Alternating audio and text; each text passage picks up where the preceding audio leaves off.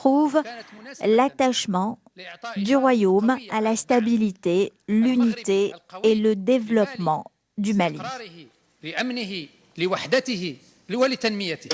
Au niveau régional, Saad Eddine Laotmani a souligné que la construction de l'Union maghrébine est une condition sine qua non pour la sécurité dans la région.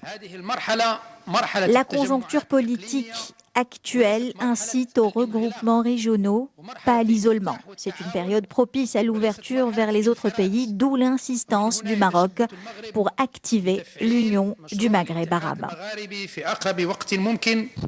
En ce qui concerne le dossier du Sahara, le chef de la diplomatie marocaine a réitéré l'engagement total du Royaume envers le processus politique sous les auspices des Nations Unies, basé sur les paramètres fixés par le Conseil de sécurité dans ses dernières résolutions.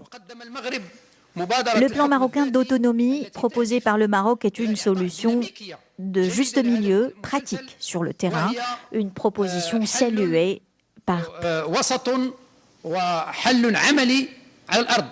Dans son intervention, Saad Eddine Laotmani a également insisté sur l'importance qu'accorde le Maroc à ses relations avec ses différents partenaires. C'est un bon discours, nous apprécions beaucoup, comme il t'a dit, le discours du ministre et nous soutenons toujours le Maroc en vue de très bonnes relations bilatérales.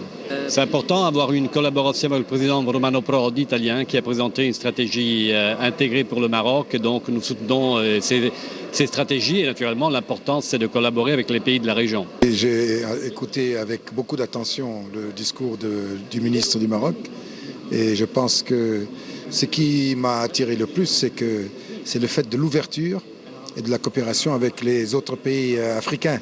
Et cela m'intéresse beaucoup et j'espère que nous allons développer cela avec mon collègue du Maroc ici pour le bien de nos deux pays.